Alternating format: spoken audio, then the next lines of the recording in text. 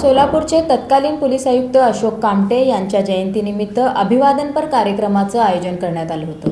शहीद अशोक कामटे विचार मंचतर्फे अशोक कामटे यांच्या 68व्या जयंतीनिमित्त राजू हौशेट्टी यांच्या हस्ते अशोक कामटे यांच्या प्रतिमेस पुष्पहार अर्पण करून अभिवादन करण्यात आलं। भारत माता की जय, भारत माता की जय, वंदे मातरम, वंदे मातरम। या प्रसंगी शहीद अशोक कामटे विचार मंचचे अध्यक्ष योगेश कुंदूर, शिवबा सामाजिक संस्थेचे निरंजन बोद्दुल, रुपेश करपेकर, विवेक फुटाणे आदींची प्रमुख उपस्थिती होती। यावेळेस निरंजन बोद्दुल यांनी आपले विचार प्रकट केले।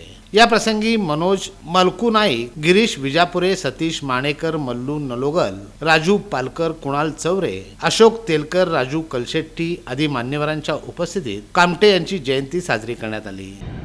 सन 2006 ते 2008च्या कालावधीत सोलापुरात त्यांनी पोलीस आयुक्त ही पदवी सोलापूरमध्ये त्यांनी पद स्वीकारलं होतं।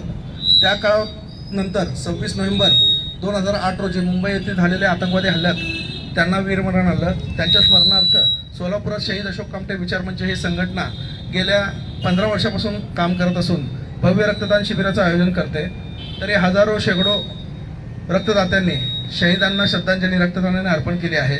आज अशोक कामटे साहेबांची जयंती असून त्यांच्या जयंतीनिमित्त त्यांना विनम्र अभिवादन